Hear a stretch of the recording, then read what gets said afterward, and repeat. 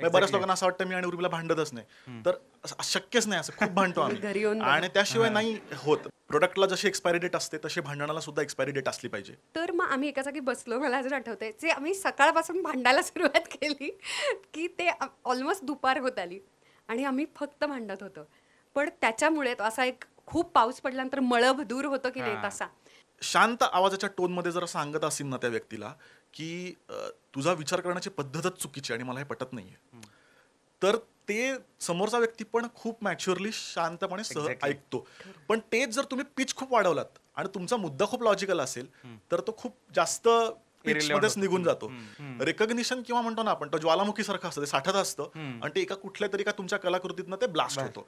पण त्याच्या आधी ते साठत गेलेलं आहे ना, लोकांना डायरेक्टच ब्लास्ट करायचं. डायरेक्ट ब्लास्ट नाही होत. मग आता उर्मिला सुद्धा 6-6 वर्ष आम्ही करत होतो आणि त्याच्या आधी 12 वर्ष थिएटर करत होतो, जे कोणी कुत्र बघायला पण येत नव्हतं. बरोबर आहे, पण आम्ही करत होतो का?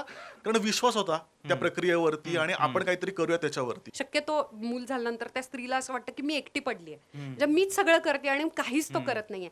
आमच्यासाठी आमचं बाळ महत्वाचं आहे, आमच्यासाठी आमची हेल्थ महत्वाची आहे. हे बोललं गेलं पाहिजे लग्नाच्या आधी की मला मूल हवंय की नकोय. जर हवं असेल तर साधारण कोणत्या वयाच्या टप्प्यामध्ये हवंय ते पण बोललं गेलं पाहिजे. म्हणजे काय होतं, दोघांची एक टीम होते आणि दोघे मिळून ही टीम विरुद्ध जग किंवा समाज किंवा घर असतं आणि मग तुम्ही कन्व्हिन्स करू शकता. मग तुमच्यामध्ये फाटे नाहीत फुटत, तुमची एक टीम राहते. There are only 2 peoples on social media, creators और कन्झ्युमर्स. ओके, जर ही इतक्या उकाड्याची जिमला जाते किंवा योगा करते, मी घरात नाही का सूर्यनमस्कार घालू शकत, असं वाटत असेल तर ते अकाउंट फॉलो करा, तर तो रील बघा, तर तो व्हिडिओ बघा, नाहीतर ब्लॉक करायचं.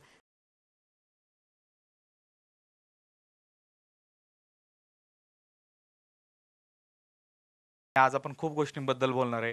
एस्पायरिंग युट्यूबर्स पण असतील इथं, खूप सारे लोक टू गेट मॅरिड किंवा जस्ट रिसेंटली मॅरिड असतील, काही पालक असतील, खूप साऱ्या लोकांना सोशल मीडिया, पालकत्व, मॅरेज, बऱ्याच गोष्टींवरती प्रश्न असतील. तुमचे प्रश्न मी इथं घेऊन आलेलो आहे. जे मिस होतील ते तुम्ही नक्की विचारा. सो जास्त वेळ न घेता किंवा जास्त इंट्रोकडे न जाता अशा 2 व्यक्तींना, अशा 2 पाहुण्यांना बोलूया ज्यांना इंट्रोडक्शनची गरज नाही आहे. सो जोरदार टाळ्यांनी स्वागत करूया सुकीर्तदादा आणि उर्मिलाताईचं.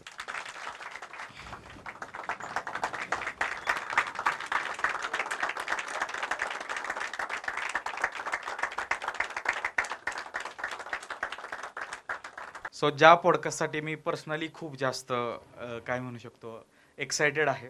आणि प्रत्येकाला म्हणत नाही तुम्ही माझे पॉडकास्ट पाहू शकता, कारण कम्युनिकेशन स्किल जबरदस्त आहे. सो मी एकदम सटल सांगतो की डिसेंबरपर्यंत मी एक्सायटेड होतो. आता मी खूप जास्त एक्सायटेड आहे कारण की मी आता जस्ट लग्न झालेलं आहे आणि आता मला खूप प्रश्न आहेत आणि माझ्या ह्या प्रश्नांमध्ये थोडा पर्सनल टच पण आहे. आणि जेव्हा मी अनाऊन्स केलं तेव्हा मला मेल आले 2 की मी येऊ शकणार नाही. एक नागपूरची दिदी आहे, डॉक्टरच आहे ती, की ती माझे हे प्रश्न नक्की विचारा तुम्ही.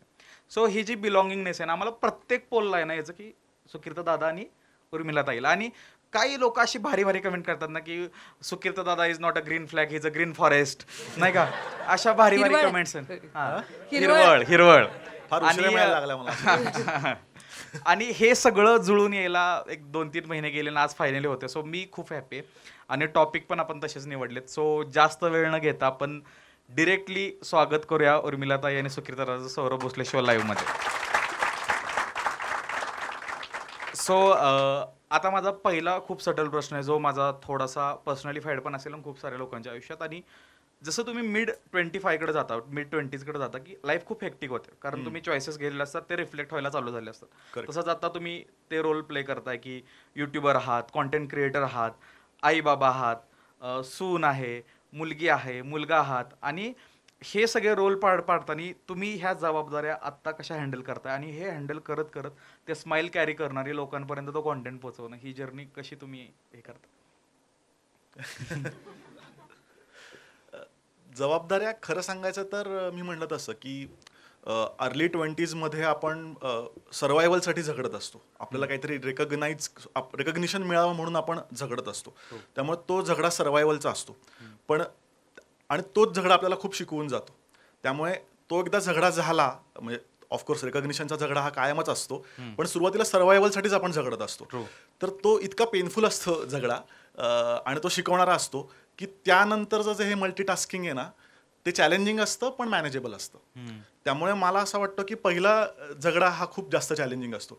आत्ताचा आहे, नाही असं मी म्हणत नाही, पण सर्व्हायव्हल म्हणजे थेट तुमच्या अस्तित्वावरच प्रश्नचिन्ह असतं. बरोबर आहे. त्यामुळे त्यातनं पिळवटून तुम्ही खूप चांगल्या पद्धतीने गेला असाल ना, तर नंतरचं तसं मॅनेजेबल होतं. म्हणजे चॅलेंजिंगच असतं, मी काय असं म्हणत नाही की फार सोपं असं कधीच नसतं आयुष्यात की एवढं झालं की लाईफ सेट झाली, मिलियन सबस्क्रायबर झाले की लाईफ सेट झाली असं, किंवा फिल्म मेन लीड कुठल्याही क्षेत्रात की इव्हन तुम्ही IPS IAS झालं आणि लाईफ सेट झाली असं कधीच नसतं. किंवा चांगली पोरगी पटवली म्हणून आता तसं अजिबातच नसतं. तर त्यामुळे ते टप्पे असतात. त्यामुळे मला असं वाटतं की नंतरचं मग ते जमून जातं असं मला वाटतं. खरं, एकदम बरोबर सांगितलं सुकीर्तनं की आपल्याला आपलं अस्तित्वच तयार कोणीच नसतो ना आपण, तर आपलं नाव कमावणं ही खूप मोठी आग लागलेली असते आपल्या 20मध्ये, स्पेशली 25च्या आधी. पण 25 नंतर आपण थोडेसे आपल्याला आपली पण व्हॅल्यू हळूहळू कळायला लागते. एखादा तरी जॉब झालेला असतो, एखादं इंटर्नशिप झालेलं असतं, जरा मार्केटमध्ये आपली काय व्हॅल्यू आहे बुवा हे थोडंफार कळायला लागलेलं असतं आणि आपण थोडेसे सिरियस व्हायला लागलेलो असतो. तरीही तो जो स्ट्रगल आहे ना, तो आटापिटा आहे, तो इतका स्ट्रॉंग असतो की सुकीर्त म्हणाल तसं की एकदा ते मिळाल्यानंतर आता तो वर्क आणि लाईफ, पर्सनल लाईफ हा बॅलन्स साधणं तितकं भयानक कष्टाचं आणि अवघड जात नाही. कारण की त्याच्या आधी मात्र म्हणजे सगळ्यांनी असंच करून घेतलेलं असतं आपल्याकडून. तर एकदा एका पॉइंटला आता आम्ही असं म्हणणारच नाही आम्ही यशस्वी झालोय, पण मी असं म्हणेन फायनान्शियली यशस्वी झालोय आम्ही. कारण की आता एक खूप छान आम्हाला जशी जीवनशैली पाहिजे होती, आम्हाला जे इन्कम अपेक्षित होतं स्टेबल, की महिन्याला एवढे पैसे आपल्याकडे आले पाहिजेत, आपल्या बाळाला आपल्याला एवढं दिलं पाहिजे, आपली जीवनशैली सोमवार ते रविवार साधारण अशा पद्धतीची हवी, एवढा खर्च आपल्याला करून आपल्याला सेव्हिंग झालं पाहिजे, इथपर्यंत आम्ही यशस्वी झालोय असं आम्हाला नक्की वाटतं. त्याच्यामुळे आता ते बॅलन्स करणं, याच्यामध्ये नंतरच्या आयुष्याबद्दल मी 2-3 गोष्टी सांगेन, कारण की स्त्रियांना तो बॅलन्स खूप उत्तम जमतो अशा मताची मी आहे. त्यामुळे सगळ्यात महत्त्वाचं सुकीर्त म्हणाल ते अगदी बरोबर, ते कष्टच वाटत नाहीत, कारण आम्ही भयानक प्रेम करतो या सगळ्या गोष्टींवरती. जे जे शब्द तू आता बोललास ना, म्हणजे आम्हाला आमचं कुटुंब प्रचंड आवडतं. म्हणजे आम्हाला जवळजवळ मित्रमैत्रिणी नाही आहेत असं म्हटलं तरी चालेल, खूप मोजके, म्हणजे असे मोजता येतील बोटांवरती एवढेच मित्रमैत्रिणी आहेत, कारण घोळक्यानं कधीच टॉपला नाही जाता येत. त्याच्यामुळे आम्ही आमचा खूप सारा वेळ आमच्या कुटुंबाला देतो.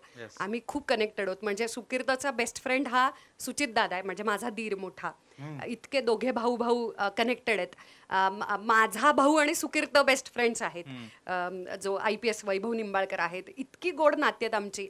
अनुजा आणि सुकीर्त तासन तास गप्पा मारू शकतात. मी माझ्या सासूबाई इतक्या गोड, म्हणजे लग्नाच्या आधी आपल्या मित्राची आई काकू असते ना, काकूंकडे गेलो कारण मित्राचे आई वडील आहेत, तर ती काकू खूप गोड आहे म्हणून मी सुकीर्तशी लग्न केलंय. इतके छान फॅमिली आहे. म्हणजे ते पण एक कारण होतं की चला असली गोड सासू मिळाल्यावर काय पाहिजे. आणि पुण्य, खूप पुण्य, आणि पुण्य पण मी माझ्या कर्मानं, चांगल्या कर्मानं, प्रार्थनेनं खेचून आणलेलं आहे. तर त्यामुळे आम्ही खूप कनेक्टेड होतो आमच्या कुटुंबाशी. भयान प्रेम करतो बाळावरती, कोणते आई वडील नाहीत करत. त्याच्यामुळे फक्त आम्ही ना तो बॅलन्स हटू देत नाही. त्यामुळे आम्ही इतर क्रिएटर्सपेक्षा किंवा इतर बिझनेसेसपेक्षा, कारण आमची कंपनी आहे आता, कदाचित इतरांना आम्ही तेवढे हसलर आणि खूप स्पीड लावलाय, खूप काम करतोय असं नाही वाटणार आहे. लोकांना कदाचित आम्ही आळशी वाटतो, पण त्याच्यामुळे आम्ही खूप परफेक्ट, म्हणजे आम्ही असं म्हणूयात आम्ही खूप क्वालिटी स्लो प्रोडक्टिव्हिटी करतो. कारण तो बॅलन्स नाही तर, म्हणजे एक संध्याकाळ नाही, मला हे खूप अभिमानानं सांगायचं सुकीर्तबद्दल पण, कारण स्त्री देते वेळ आपल्या बाळाला, आपसुकच ते तिच्यामध्ये असतं. ती खूप मायाळू असते, ती खूप प्रेमळ असते, आणि आपल्या बाळाचं संगोपन करणं खूप नॅचरल इन्स्टिंक्ट आहे स्त्रीचं. पण पुरुष म्हणून सुकीर्त जितक्या कमाल सगळे आमचे टीम मेंबर्स आणि त्यांच्या मीटिंग्स घेतो, ब्रँड बरोबर डील करतो, कॉल्स बॅक अँड फोर्थ, तेवढंच त्याला अथांगचे शिशू काढायला लाज नाही वाटत. ह्या बारीक बारीक गोष्टी बोरिंग वाटतात ही कामं, पण यानंच बॅलन्स साधता येतो. तर तो आम्ही बागेमध्ये घेऊन जातो. म्हणजे पुण्यातली एक बाग राहिली नसेल जिथे अथंग गेलेला नाहीये. कितीही दिवसभर दमलो असो, म्हणजे उभं राहून राहून पाय आता बोलतायत आपल्याशी, सुकीर्तचे माझे, तेव्हा सुद्धा त्याच्यानंतर आम्ही त्याला घेतो आणि बागेत जातो. मस्त. तर हा जो यानं काय होतंय, मला म्हणायचं प्राधान्यक्रम.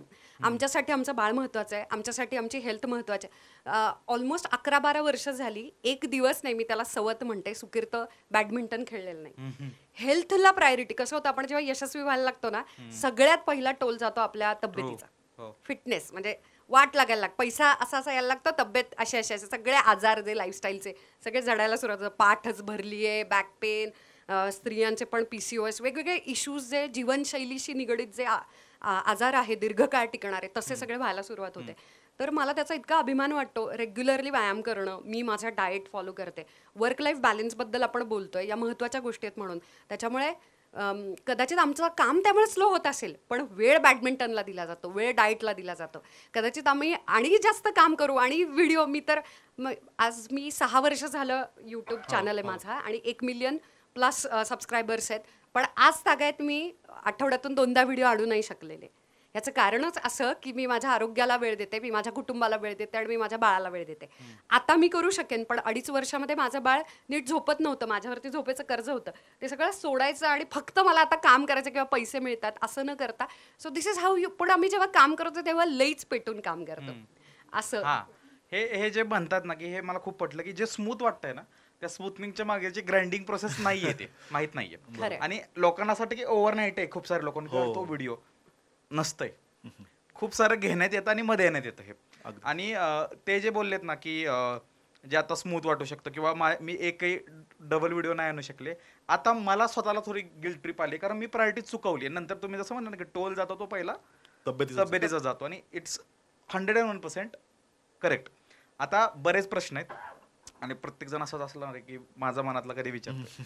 तर काय असतं ना, की सुरुवातीला तुम्ही प्रायोरिटी करता, लग्न होतं, एकत्र येता, तुम्ही पेटून उठलेलं असं काम करता, आणि नंतर तुम्हाला कळतं की बऱ्याच गोष्टी ज्या आपण रेग्युलरली करायचो त्या आता नाही होऊ शकत आहेत. म्हणजे कधी कधी मग मिसकन्सेप्शन पण होऊन जातं. आणि त्यात आता सोशल मीडिया आहे की तुमच्या इमोशन्स प्रमाणेच ते फेकताय तुम्हाला रील्स, की बाबा कधी कधी तुम्हाला एक रील येते की it's not about time, it's about priority, आणि त्याच दिवशी पार्टनर चुकीचा वागलेला असतो. मग आपण डिरेक्टली ते जोडून बघतो, अरे हे असं आहे. तर मग हे सोशल मीडियाचं जग प्लस सोसायटीयल प्रेशर, ह्यामध्ये आपण ह्या प्रेशरमध्ये क्रुएल होतो का कधी आपल्या पार्टनर सोबत, की अरे हे असं काय किंवा असं काय नाही, ह्याचा प्रेशर येऊ शकतो का? क्रुएल म्हणजे कुठल्या अर्थाने म्हणतोस, की जास्त एक्सपेक्टेशन चांगले वागवत नाही. हो, ते होतं. कारण जसं म्हणला तसं, सौरभ म्हणला तसं, की आपण जे बघतो सोशल मीडियावरती ते खूप वरवरचं बघतो. म्हणजे एखादी सक्सेसफुल लाईफ आपण बघतो, पण त्यामागे त्यांनी कुठल्या गोष्टी कॉम्प्रोमाइज केल्या आहेत कष्टाच्या माध्यमातून असतील. कॉम्प्रोमाइज म्हणजे मी निगेटिव्हली म्हणत नाहीये.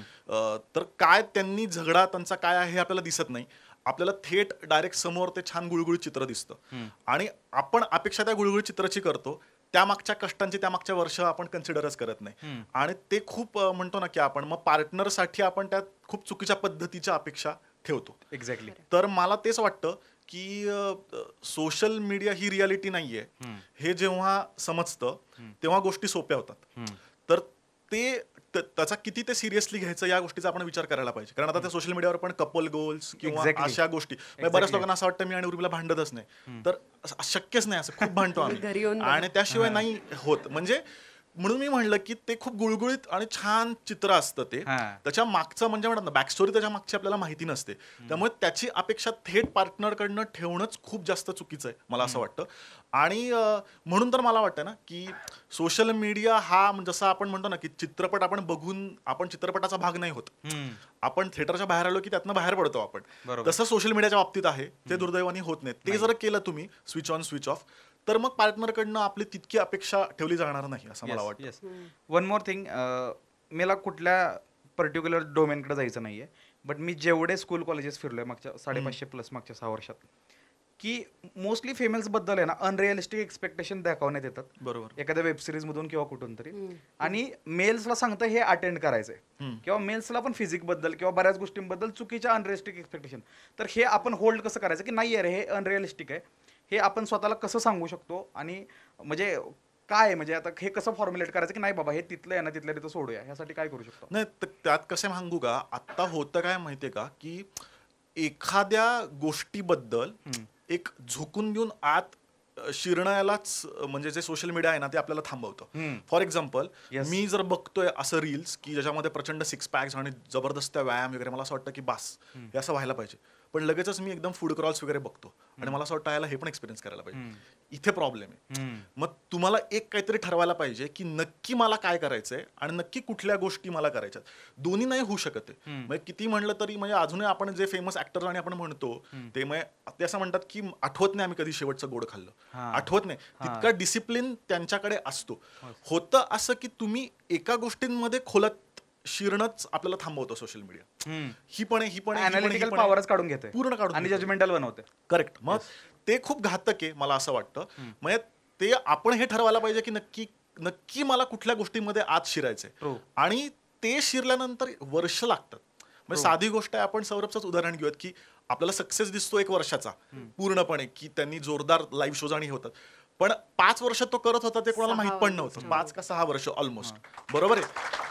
तेव्हा कुठे मग तो स्टेजवर येऊन तेव्हा जेव्हा फेमसही नव्हता, तेव्हा तिकीटही म्हणजे नव्हतं. कुठेतरी युट्यूब वरती व्हिडिओ वगैरे पण नव्हता, त्याच्यामुळे ते तिकीट मग- भरवणं किती मग अवघड ते असतं. दिसताना आपल्याला दिसतं की ते एका रात्रीत सक्सेस मिळालंय, पण त्याच्या मागची प्रोसेस दिसत नाही. रेकग्निशन किंवा म्हणतो ना आपण तो ज्वालामुखी सारखं असतं, ते साठत असतं आणि ते एका कुठल्या तरी का तुमच्या कलाकृतीतनं ते ब्लास्ट होतो. हा. पण त्याच्या आधी ते साठत गेलेलं आहे ना, लोकांना डायरेक्टच ब्लास्ट हो, हो, करायचं. हो. डायरेक्ट ब्लास्ट नाही नाही होऊ होत. शकत. मग आता नाही होऊ उर्मिला सुद्धा 6 वर्ष आम्ही करत होतो आणि त्याच्या आधी 12 वर्ष थिएटर करत होतो, हो. जे कोणी कुत्र बघायला पण येत नव्हतं. हो. बरोबर आहे. पण आम्ही करत होतो का, कारण विश्वास होता त्या प्रक्रियेवरती आणि आपण काहीतरी करूया त्याच्यावरती. तर मला तेच वाटतं की परत सोशल मीडियाच्या बाबतीत म्हणजे उर्मिला पण हे कायम सांगते की आपण ना कंटेंट बनवणारे होऊयात, कंझ्युम करणारे नको होऊयात. म्हणजे हे आम्ही स्वतः कंटेंट बनवणारे आहोत आणि आमचं कामच त्याच्यावर आहे. तरी मी सांगतो अगदी की बरोबर. तुम्हाला स्विच ऑफ होता आलं करता आलं पाहिजे. पाहिजे. आणि ती म्हणजे रियालिटी नाहीये. आणि कुठेतरी ना आपल्याला एक असा एक फेक म्हणजे हेरंब कुलकर्णी खूप फेमस एज्युकेशन आणि ह्याचे ते आहेत तज्ञ, त्यांनी खूप छान सांगितलं होतं. झालंय असं की सोशल मीडिया आपल्याला असा एक चुकीचा एक समज देतो की समजा एखाद्याच्या घरामध्ये काहीतरी दुर्दैव काही घटना घडली असेल आणि त्याला तुम्ही फक्त RIP म्हणून कमेंट टाकली की तुम्हाला असं वाटतं की माझी रिस्पॉन्सिबिलिटी पूर्ण झाली. रिस्पॉन्सिबिलिटी तुमची पूर्ण नाही होत. ते तुम्हाला एक फेक असं तुम्हाला एक Validation. टेम्पररी प्लेजर किंवा टेम्पररी व्हॅलिडेशन देतं. म्हणजे एखाद्या सामाजिक प्रश्नाबद्दल मी पोस्ट केली की मी माझं काम केलं नाहीये. ऍक्च्युली ग्रासरूटला जाऊन काम करणं म्हणजे तुम्ही त्याच्याबद्दल काम करणं. उन्हातान्हात जाऊन झाडं लावणं. ऍक्च्युली त्या व्यक्तीला भेटून त्याच्याशी बोलणं आणि त्याचं सांत्वन करणं, त्याचं ऐकून घेणं, ही खरी रिस्पॉन्सिबिलिटी खूप आहे. मस्त. त्यामुळे मला असं वाटतं की त्याच्यामध्ये आपण नाही पडायला पाहिजे. आणि स्पेशली मी सांगेन 20 ते 30 म्हणजे हा काळ तर खूप डेंजरस आहे. आता खरं सांगायचं तर आमचं वय आता जरी दिसत नसलं तरी मी 40 वर्षाचं आहे. माझं वय 36. आणि माझं 36 आहे. जर आम्ही दिसत नसलो तरी आम्ही आहोत, पण आता आम्ही त्याच्या पलीकडे गेलोय. आम्हाला त्यातला फेकनेस कळतो. पण मी 20तल्या 25तल्या मुलांना ते खरंच वाटतं. त्याच्यातनं पहिलं बाहेर पडलं पाहिजे की ते खरं नाहीये. म्हणजे असं मला आणि आता कंझ्युम सुकिर्तनं खूप छान सांगितलं. There are only 2 peoples on social media, creators और And consumers. consumers, yes. Okay. आता बरं असं नाही होत ना की आपण कन्झ्युमच करत नाही, आम्ही पण कन्झ्युम करतोच. पण काय करताय आता याला खूप महत्व आहे. कारण ना आत्ता तुमच्याकडे जे आहे ते कदाचित अंबानीकडे पण नाही. तुम्हाला माहिती आहे तुम्ही कशामुळे श्रीमंत आहात? वेळ. वेळ. म्हणजे मी किती पैसे देऊ आता जर मला असं परत एकदा 26 वगैरे 10 वर्ष मागे जाता आलं तर. आणि समज तीच शहाणपण हे, पण मला जर 26 होता आलं तर मी काय काय बदल करेन या इमॅजिनेशन मध्येच मला आनंद होतोय. आता तुमच्याकडे वेळ आहे, लक्षात घ्या. तो वेळ म्हणजे तुमचं चलन टाइम आहे, वेळ आहे. तो वेळ तुम्ही कोणाला देता लक्षात घ्या. ज्याच्यावरती फोकस करता. असं इंग्रजीमधले खूप छान कोट आहे की व्हॉट यू फोकस एक्सपांड्स. जिथे तुम्ही लक्ष केंद्रित करता, जिथे फोकस करता, ती गोष्ट मोठी होते, विस्तारते, वाढते. तर तुम्ही तुमचा टाइम हा चलन आहे, त्याच्यामुळे कन्झ्युम करणार. इंस्टाग्रामवरती किती टाइम दिला, वेब सिरीज, कॉन्टेंट, मग बघायचंच नाही का? आम्ही पण खूप कॉन्टेंट कन्झ्युम करतो. पण 3 पद्धतीचे कॉन्टेंट कन्झ्युम करावे हे मी नेहमी माझ्या व्हिडिओमध्ये पण सांगते, पण आता पण सांगते, कारण की ते लक्षात राहत नाही. त्यामुळे हे आपल्या सगळ्यांच्यासाठीचं आठवण आहे, रिमाइंडर असं मला वाटतं. एक म्हणजे ज्याच्यामधून आपल्याला कमाल शिकायला मिळतं. म्हणजे एखादा रील असेल, एखादा व्हिडिओ असेल, लॉंग फॉर्मॅट, 1 तासाचा 2 तासाचा असेल किंवा काही पण, तुम्हाला त्याच्यामधून जर काहीतरी व्हॅल्यू ऍड होतीये, ओके, चांगली व्हॅल्यू, काहीतरी शिकायला मिळतंय, 100% बघावं. येस. दुसरं आहे इन्स्पिरेशन. म्हणजे बऱ्याचदा इंस्टाग्रामवरती आता 6 पॅक्स असेल किंवा कुठली तरी वेगळी मुलगी असेल किंवा कोणी आंत्रप्रनरशिप की घरगुती कोणीतरी लघुउद्योग एका मुलीनं सुरू केला किंवा एका मुलानं सुरू केला किंवा कपलनं सुरू केला आणि ते खूप मोठे झाले, ते बघितल्यानंतर आपल्याला आईच्या गावात असं करून त्रास नाही झाला पाहिजे. त्याच्यातून आपल्याला पेटून उठून आईला मी पण काहीतरी करायला पाहिजे यार. So you get inspired. छोटे छोटे मोटिवेशनलचे डोस आहेत की चांगलं कंपॅरिझन असं म्हणूयात आपण, किंवा चांगलं peer pressure, good pressure to have, अशा पद्धतीचं. सो तुम्ही इन्स्पायर होता, थोडं तरी पेटून उठता, अरे जर ही इतक्या उकाड्याची जिमला जाते किंवा योगा करते, मी घरात नाही का सूर्यनमस्कार घालू शकत, असं वाटत असेल तर ते अकाउंट फॉलो करा, तर तो रील बघा, तर तो व्हिडिओ बघा, नाहीतर ब्लॉक करायचं. आणि तिसरं एंटरटेनमेंट, की प्युअर करमणूक. खूप बरं वाटलं तुम्हाला बघून. म्हणजे आपण कंटिन्युअसली फक्त कामच नाही करू शकत, बरोबर. आता आम्ही पण, तर माझ्यासाठी पण उत्तम कॉन्टेंट बघणं हे माझ्यासाठी खूप प्लेजरेबल आहे. माझा सगळ्यात बेस्ट टाइम जर मी कसा घालवत असेल तर कमाल कॉन्टेंट मी बघते. याच्यातल्या सबस्क्रिप्शनवरती पैसे घालवायचे, काहीतरी विचित्र ट्रेडिंग आणि विचित्र गेमिंग आणि रम्मी खेळतोय वगैरे, हे भयानक आहे आणि हा असलेला पैसा जाण्याचे मार्ग आहेत. पण त्याच्याऐवजी ॲपल TV प्लसचं सबस्क्रिप्शन घ्या, त्याच्यावरती कमाल कॉन्टेंट आहे. कशा पद्धतीनं ते कॉन्टेंट बनवतात. जर तुमच्यातले कोणी डिझायनिंग डिपार्टमेंटमधले असेल तर न्यू लुक नावाचं एक खूप कमाल सिरीज आहे की ज्याच्यामध्ये डिओर जो ब्रँड आपल्याला सगळ्यांना माहिती आहे, तर तो कसा उदयाला आला. फ्रान्समध्ये जेव्हा सेकंड वर्ल्ड वॉरचं हे आलं तर सगळेचे फॅशन डिझायनर्स कसे उदयाला आले, तर मी त्या बॅकग्राऊंडचे म्हणून सांगते. तर अशा पद्धतीनं जिथे आपल्याला खूप छान कलाकृती बघायला मिळाली, खूप बरं वाटलं ही सिरीज बघितल्यानंतर किंवा हे फिल्म बघितल्यानंतर किंवा हा रील बघितल्यानंतर. सो एज्युकेशन, इन्स्पिरेशनल आणि एंटरटेनमेंट, या 3 पद्धतीचाच कॉन्टेंट. चौथ्याला जागाच नाही. आणि त्याला जर जागा दिली म्हणजे वेळ दिलं तर वेळ हे एवढंच चलन आहे आता तुमच्याकडे गेलं समजाय. आणि मी नेहमी शोज मध्ये पण एक सांगतो की सिम्पल गणित आहे. If you think your algorithm is messed up, तिथं बटन असते नॉट इंटरेस्टेड, ते येणार नाहीये. खूप साऱ्या लोकांची ही कंप्लेंट आहे की मला येते. आणि एक सोहम बोललेला बहुतेक कोणत्या तरी इंटरव्ह्यू मध्ये, आरजे सोहम, की युट्यूब ऑडियन्स आणि इंस्टाग्राम ऑडियन्सचा फरक आहे की इंस्टाग्राम ऑडियन्सला पाठवण्यात येतं ते, आणि युट्यूबचं ऑडियन्स येतं, ते आडवा होणार, मोबाईल आडवा करणार, ऍड स्किप करणार, सर्च करणार, मग पाहणार. That means that audience is dedicated आणि ते तेवढ्या ह्यानं पाहते. सो हा पण कॉन्टेंटच्या ह्याच्यामध्ये फरक आहे. आता एक पॉईंट तुम्ही बोलला की भांडण होत नाही, असं नाही, भांडण होतं. तर आता आमचं पण नवीन लग्न झालं आणि मी लय भारी टेक्निक शोधून काढली की मी तिची रील टाकलेली एक, तू चंचला तू कामिनी, तर ती भांडायला लागली की मी डायरेक्ट ती गाणं लावतो की तू चंचला तू कामिनी 34 लाख लोकांनी बघितलेलं आहे. सो आपण तसे असे नाही आपण तात्पुरतं. तर कसं भांडायचं हे किती महत्वाचं आहे. कसं भांडायचं जमलं म्हणजे हे जमणं का महत्वाचं. हा, कसं भांडायचं हा खूप छान प्रश्न आहे. कारण असं कोणी विचारत नाही भांडू का नाही, कसं म्हणजे भांडणं होऊ नयेत म्हणून काय करावं असंच विचारतात. कसं भांडावं, तर मला असं वाटतं ऑफकोर्स भांडणं होतातच आणि असं होतच नाही. आणि तो छान तो पटवतोय बायकोला. आणि नवीन लग्न झाल्यावर तर पुरुषाचाच फायदा असतो जर लवकर पटवलं तर बायकोला. त्यामुळे आपण हार मानून लगेचच मान्य करावं. मला असं वाटतं की बोलणं हे सगळ्यात महत्वाचं आहे. भांडा पण म्हणजे बोलून भांडा, म्हणजे भरपूर बोला ज्या गोष्टी पटत नाहीत त्याबद्दल. म्हणजे आम्ही पण खूप भांडून बोलतो एकमेकांशी. आणि त्याच्यामध्ये आम्ही काही नियम ठरवायचे की ज्याच्यामध्ये शक्यतो म्हणतात ना की लोकशाही पद्धतीने भांडायचे आपल्याला. खरं तर लोकशाही पद्धत पण योग्य काही माहित नाही, आजकाल खुर्च्या बिरच्या फेकतात त्याच्यामध्ये.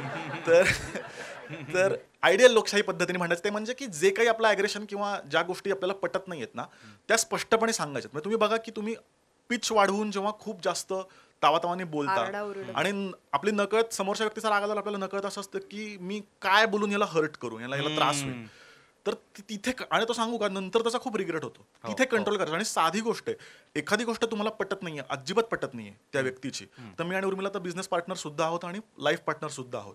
बऱ्याच बाबतीत आमचा प्रचंड कॉन्फ्लिक्ट होतो. मी जर शांत आवाजाच्या टोनमध्ये जर सांगत असेल ना त्या व्यक्तीला की तुझा विचार करण्याची पद्धतच चुकीची आणि मला हे पटत नाहीये, तर ते समोरचा व्यक्ती पण खूप मॅच्युअरली शांतपणे ऐकतो. पण तेच जर तुम्ही पिच खूप वाढवलात आणि तुमचा मुद्दा खूप लॉजिकल असेल तर तो खूप जास्त पिच मध्येच निघून जातो.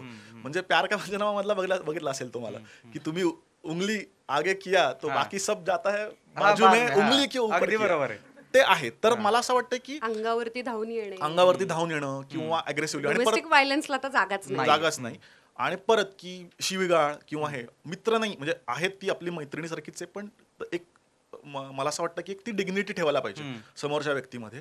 आणि तुम्ही शांतपणे बसून बोला एकतर, की मग आम्ही दरवेळेस काय होतं आमचा खूप वाद पण होतो. म्हणजे उर्मिला पण म्हणते तू बस आधी, मला कळतं काहीतरी सिरियस आहे, तू बस आधी मला बोलायचंय. तर तुम्ही बसून सगळ्या आणि मग तिथे स्पष्टपणे की नाही तू हे बोलतेस ते मला पटत नाहीये, जे काही असेल ते. तर या गोष्टी मला असं वाटतं की जितकं जास्त बोलाल तितकं मग त्यातली एक कमी होत जाते इंटेन्सिटी. आणि मला छान आमचे मेंटॉर आहेत प्रल्हाद दादा पै, त्यांचं खूप छान वाक्य आहे की प्रोडक्टला जशी एक्सपायरी डेट असते तशी भांडणाला सुद्धा एक्सपायरी डेट असली पाहिजे जर दोघं असतील तर.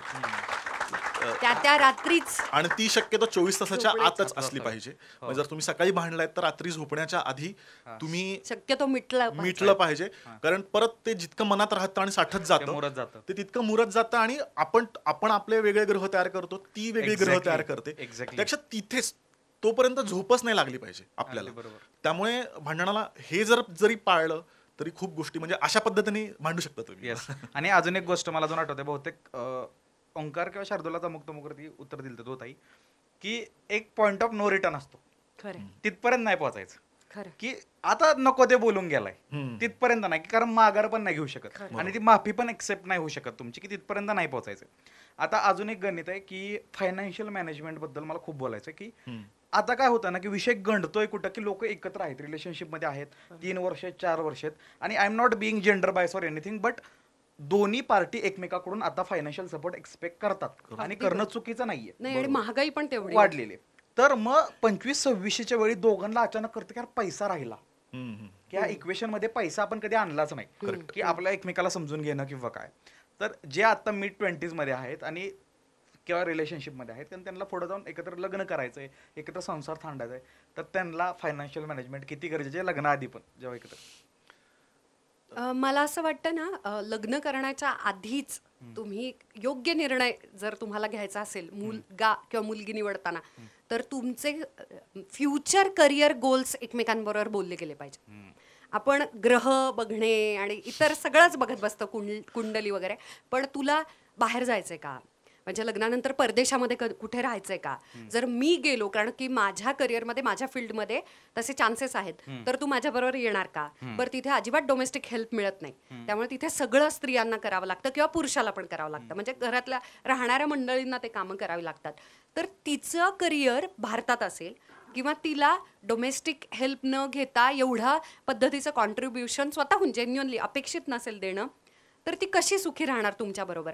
त्याच्यानंतर काही स्त्रिया अपसुक किंवा पुरुष सुद्धा सोशल असतात, त्याच्यामुळे ते आपल्या नातेवाईकांमध्ये, आपले मित्रमैत्रिणी, आपल्या देशामध्ये जास्त रमतात, आनंदी असतात बाहेर जाण्यापेक्षा, कारण तिथे ऑफकोर्स लोकसंख्या कमी आणि खूप इंडिव्हिज्युअलिस्टिक करिअर आणि लाईफस्टाईल आहे, सगळ्या गोष्टी खूप व्यक्ती रिलेटेड आहे आणि तिथे एकटेपणा पण जास्त आहे.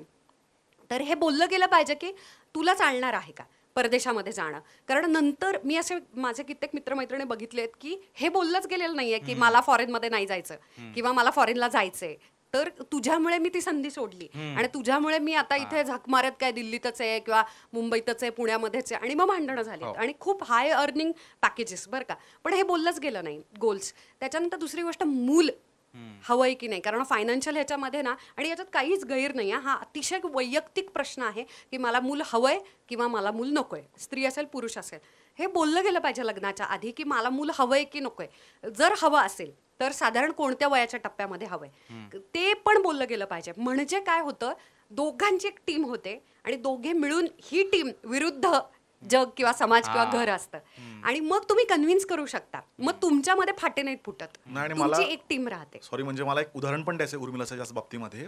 जेव्हा आम्ही रिलेशनशिपमध्ये होतो तर असं चालू झालं की आपण लग्नाचा विचार करू शकतो, तर त्यावेळेस मला उर्मिलाने स्पष्टपणे विचारलं की तुझे फायनान्शियल प्लॅन्स काय आहेत. मी त्याला ऍक्च्युअली विचारलं तुझा किती वर्ष डेट केल्यानंतर. हो, म्हणजे आम्ही 4-5 वर्ष डेट करत होतो, तर तिने मला विचारलं की आता तुझा पगार कमी आहे, तुझ्यात पोटेन्शियल आहे, मी समजू शकते. माझा प्रचंड कमी पगार होता कारण उमेदवारीची वर्ष होती माझी. ती म्हणली पण मी जर तू असाच ह्याच्यामध्येच आनंदी राहणार असशील तर मी प्रेमानी असं नाही गोष्टी होत, आपल्याला काहीतरी फायनान्शियल प्लॅन लागतो, तर तुझ्या पुढे कुठे कसं जायचंय. आणि तेव्हा नाही का मला लय वाईट वाटलं होतं, मला असं वाटलं होतं की पैसाच सगळे आयुष्यात वगैरे आणि असं म्हणजे तर जे गरजेचं होतं म्हणजे आता मला कळतं की शी वॉज राईट. तिला आयुष्य माझ्याबरोबर तिला हे करायचंय, तर ते आयुष्य माझ्याबरोबर तिला माहिती असणं गरजेचं आहे ना. त्यामुळे मी तिला आणि मी माझ्या भावाशी बोललो, माझा भाऊ पण म्हणला की नाही हे लॉजिकल आहे, तू सांग. सॅलरी स्लिप मागतात जर अरेंज मॅरेज असलं असतं तर इथे तर तिने विचारणं योग्य आहे.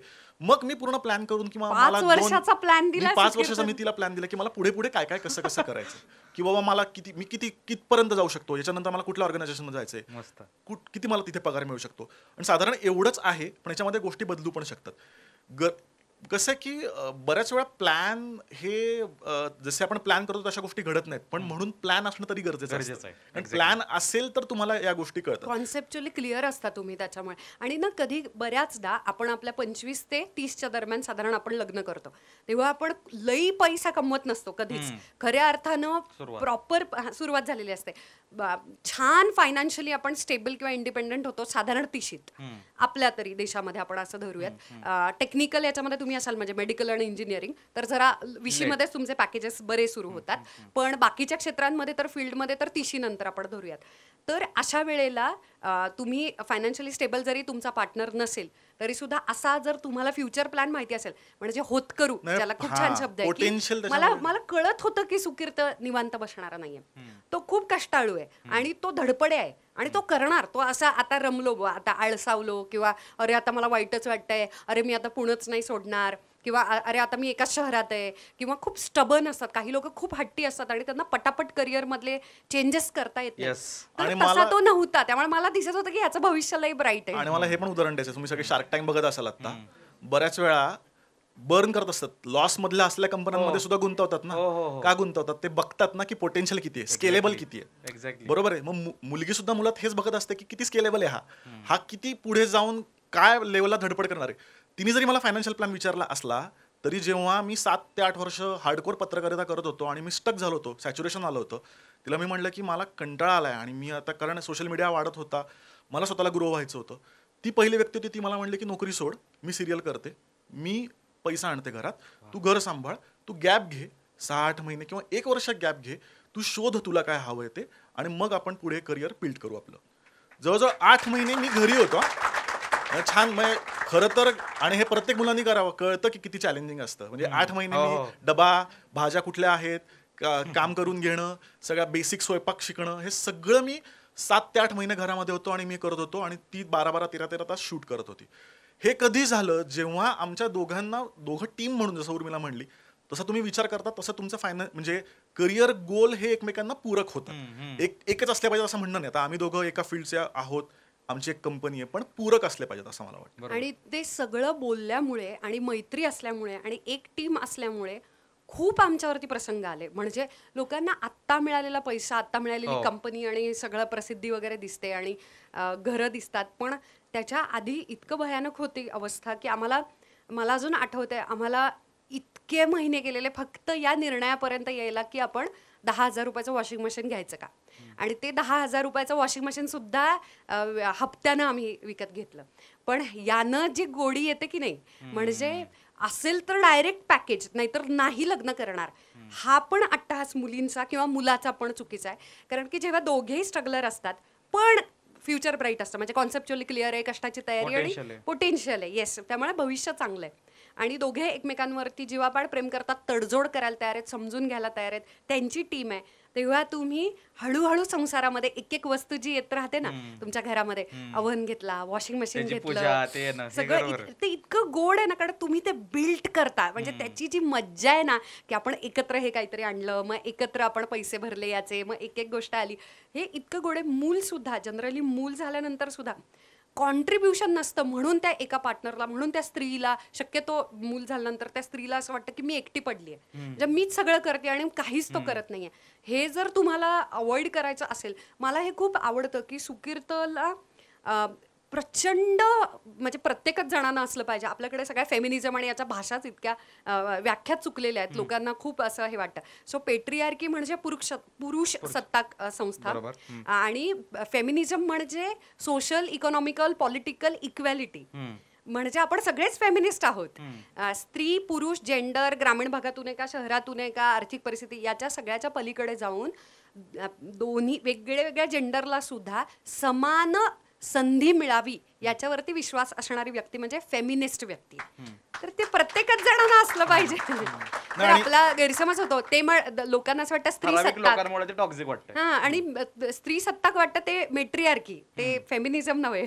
तर त्याला तसं डोक्यातच येत नाही की तर तुम्ही निवडताना ना पार्टनर फायनान्शियल याच्यामध्ये सुद्धा असा निवडला पाहिजे की ज्याचा असं डोक्यात चालत नाही की आता ही स्त्री आता हिनं घरी बसलं पाहिजे, किंवा हा पुरुष आहे ना तर मग यानं कसं काय गॅप घेतला पाहिजे, यानं तर भरमसाठ पैसा घरात आणलाच पाहिजे. हे जे जेंडर बायस्ड आपलं बिहेवियर आहे ना, हे नसलेली व्यक्ती खऱ्या अर्थानं आणि फेमिनिस्ट. सध्या आणि होतं काय की तुम्ही रिलेशनशिप मध्ये जेव्हा असता ना तेव्हा तुमची टीम असते एकत्र. हा, पण लग्न झालं की ती वेगळी टीम होते की मग मुलीकडचे आणि मुलाकडचे. तर लग्न झाल्यावर पण आपली एकच टीम पाहिजे ना. त्यामुळे मग हा वादच राहत नाही की तुझ्या घरचे आणि माझ्या घरचे, तुझ्या घरच्यांसाठी किती पैसे, माझ्या घरच्यांसाठी. ते एक पहिली आधी पण टीम होती आणि नंतर सुद्धा टीम आहे. ती एकत्र टीम असली किंवा फायनान्शियल इश्यू सुद्धा एवढे येत नाही. मी माझे 2 पर्सनल अनुभव सांगतो. मी जेव्हा जसं लग्न झालं आणि एका महिन्यातच मी पहिला शो केला आणि तो खूप हिट गेला आणि मी लगेच महाराष्ट्र दौरा लावला. मला इमोशनली खूप असं वाटलं की यार मी बायको माझी घरी आहे, ती म्हणते मला इथंच राहायचं थोडे दिवस आणि मी बाहेर महाराष्ट्रावर फिरतोय, मी चुकतोय मे बी. सो मी तिला बोललो की मी दौरा माघारी घेऊ का, किंवा ती म्हणली हे बघून तर मी तुझ्याशी लग्न केले वा. की तू हे करतोय म्हणून केले, तुझं घरी बसला तर मग मला. पण तुम्ही हे बोललात हे महत्वाचं.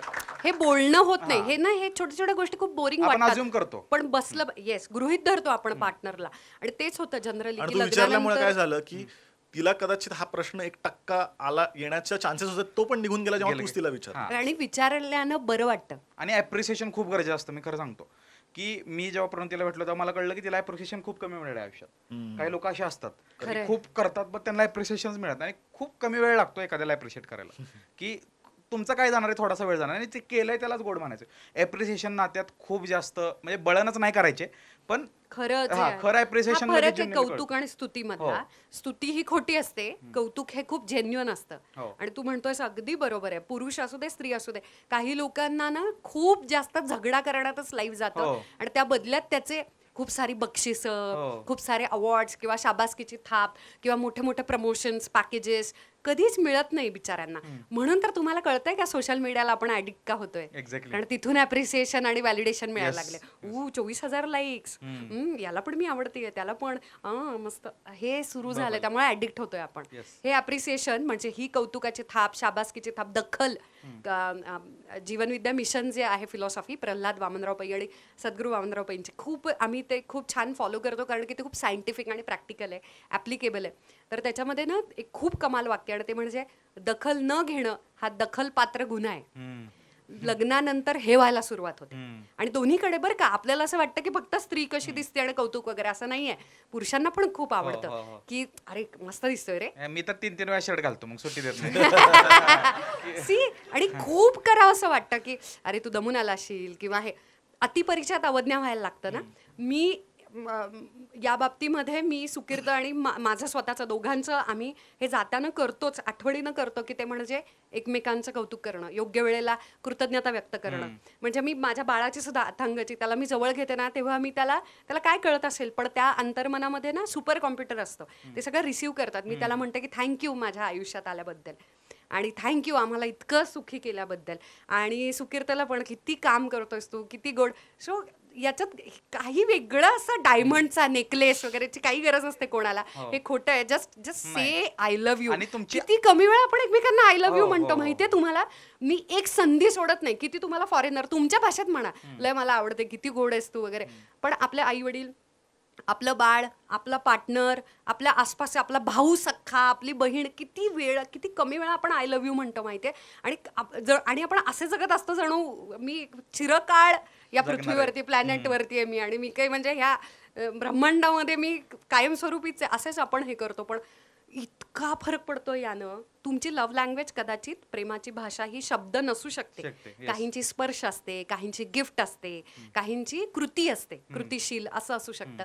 पण तरी सुद्धा ती थोडीशी बाजूला सारून शब्दांनी सुद्धा थोडंसं आय लव्ह यू म्हणलं ना, इतकं असं अजून काम करू शकते मी, अजून किती पळू मी तुझ्यासाठी, असं होतं. आणि तुम्ही तुमची आजी बघा, तुमची आजी तुमच्या पप्पांबद्दल किती कौतुकानं बोलते.